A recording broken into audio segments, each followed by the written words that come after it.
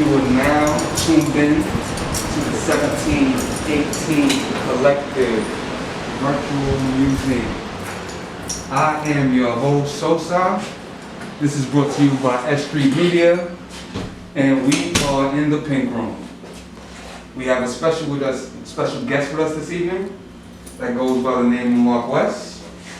Thank you very much for being part of the Virtual Museum this week. And we want to get into some of your art, let the people know who you are, what you've been up to, what you got going on, what you have coming up. So let's get into this first piece. Can you break it down to us, give us a little feedback? What was the energy behind it? So this one is actually a study. It's called Frida as Mona. And it's Frida Kahlo in the Mona Lisa fashion. So if you see, Frida, she's holding her head up high, but she has thorns around her neck, and there's a little bit of cuts. And that's just to represent that even though that she is going through something that's a little bit painful, she's still able to hold her head high, and still able to look forward because the little scars aren't going to kill her. So that's a little bit about that one. And these two pieces are a little bit, abstract. This is a person just waving. A lot of my abstract people, it's always using a hand there, and that's because I think art should, kind of like talk back to you. So I always like to put a hand, so some motion on the wall. And then this one is a rendition of William de Kooning. It's called The Schoolgirl, and it's abstract, it's expressive, it's loosely tied to my art style of painting with the blackface. And although I don't have one of those pieces there today, that's what you'll see in a lot of my art. Me painting people with black skin, jet black skin, and I do it as a form of reclamation because blackface is extremely old and it comes from Africa. So when I paint this art, I'm doing it to recreate stories. So this is a very abstract version of how I normally paint, and you can find these paintings at my gallery on my Instagram. And this one is called Krabby Patty, and this one is kind of inspired by like SpongeBob, who was making the Krabby Patties with the burgers and like the lettuce and everything. And I wanted to make something that people, when you see it, you think of your childhood, you think of something nostalgic, you can go back to a place, but it's also kind of not cheesy, something that you could actually view as kind of fine art. If I were to paint SpongeBob exactly how he looked, you wouldn't want to hang that in your room. But this piece is very kind of like grown up, something for grown ups, but also reminiscent of childhood. And this one is done with acrylic and oil. What are some of the mediums that you use in other paintings? Those over there, they're all done in acrylic, and some of my work, I use oil and mixed media. I like to use gold leaf too. Gold leaf is kind of difficult to work with. What's been your experience with working with gold leaf? It's pretty. It's not too hard. It's just you gotta close the windows, make sure there ain't no air blowing around. It's kind of expensive though, and sometimes the leaf, it's kind of wasteful too. So you kind of gotta be careful so that you don't waste it. So now that I'm actually showing some of your pieces, and all these pieces are available for sale, you could definitely check out the 1718 Collective page. What we'll be doing is basically taking pictures of this and posting it on the page. If you're interested, definitely feel free to DM me. Definitely feel free to DM the House of Mark West if you're interested in any of these pieces. If you're interested in any of the pieces that you've seen from him in the future, if you're definitely familiar with his work. If you're not familiar with him, you definitely need to get familiar with him. We will be posting this up on YouTube. You can definitely check out our previous episodes as well on YouTube. We have episodes with Protect Your Heart, We have episodes with Aaron Blocker. We have a bunch of episodes. We've been doing this a few months now. So we definitely want you to get familiar with the artists in your neighborhood. We do this every Wednesday at 8 p.m. coming out the Pink Room. Shout out to Mathematics, always holding me down in the background. And we're about to get into this interview so you can get to know a little bit more about Mark West. So, people who are not too familiar with you, I basically want to know why you started and how did you start when it comes to the art? After college, got accepted to graduate school, was going to go to London School of Economics and study economics.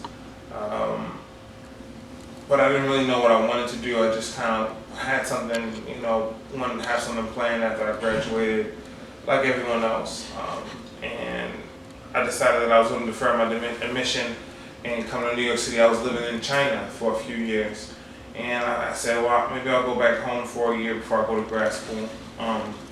And during that time, I said, maybe I'll find something more interesting to keep me in New York City. I'll try to, find a good job or do something cool so that, I don't have to go to graduate school.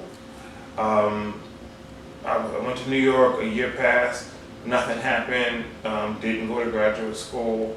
Kept getting jobs and kept getting fired constantly from job after job after job, and after about almost another 6 months of that, I was going to go back to China because when I lived in China, I was working. I had 5 jobs. You can make really fast money and you can be very comfortable, and I didn't remember struggling. But when I was coming to New York City, I was struggling, and I was going to go back, and right before I was going to go back, I got this finance job. So I was able to stay in New York City, and I said, well, I'll stay here a little bit. But right before this job, I started painting a little bit. I got an apartment, and I painted the walls white. I wanted something nice to hang on my walls, and I made all this artwork, and my friends would come in and say, wow, this is amazing, you should sell this, and I didn't take it serious. So one day when I first started working, I was walking down the street and I saw people selling their art, and I took my art out that weekend, and the first weekend I sold 2 of my pieces. That was the first week of my finance job. That week I went home, I painted like crazy. I brought out 14 paintings the next weekend, and I sold 9 of them. And I made all this money. I made many times my rent, and it didn't take long for my artwork to go, and I instantly knew that I was supposed to be a painter. This was a job you can't fire me from because it's I'm my own boss, and that second weekend I made almost what I made in my finance job if I were to go to work. So There's an article about that recently, wasn't there? Yes. There's a couple of things written about it, but so I just started taking it seriously, and I said, if I can make X amount each month in sales, then I'll quit my finance job, because even though I was making good money, I wasn't happy. I was working in Times Square, right by almost near Central Park, and didn't enjoy it. And I knew that I was living someone else's dream, and I knew that somebody would have been really, really happy to get this finance job and make this money, get these benefits, and I wasn't that guy. And that was just a spot for someone else. I had to go and do something to make me happy, and I kind of had a lot of fear for a couple of weeks about quitting, and I just was like, I'm quitting and starting a gallery. And we opened up the gallery, and it really grew. Where was the gallery based at? The first one we did was in Long Island City, and we had to leave in that one. It was the first time I ever tried, running a business, and the landlord was so racist. We dealt with racism every single day, from calling me black bees to calling my collectors animals and ghetto. Like, it was just so horrible. And after 3 months, we were kicked out illegally. The landlord stole me money, and it was a horrible experience with a lot of trauma. However, that was a situation where, you know, when we left that space, we knew that we had to thrive from that. You know, it wasn't something that we had to look back and be mad or bitter towards. We had to know that that was just how we had to get out and find something better. And I knew that I would be able to look back at that situation and say that it was meant to happen the way it did. And when we went to the Bronx, that was when we were finally able to really start the gallery, because we had so much support. We were one of about like 5 active galleries in the entire Bronx. So when people found out we were doing things, they were coming out and they were extremely supportive. So we discovered that there was a need for this sort of cultural programming in this type of community. That's actually how I came across what you doing, your whole movement. I was basically going through the gram. I know a lot of artists, and I seen certain artists I was associated with, certain vendors that I'm associated with, that was working with you. And a lot of them come from the Bronx to come work with me. So when I seen that there was a platform in the Bronx for them, like, I was so pleased, because it's like, sometimes I want to do stuff in the Bronx, I'm not able to do stuff in the Bronx. Mm-hmm. So that's where what you do is so special, is you're making it so people don't have to leave their neighborhood.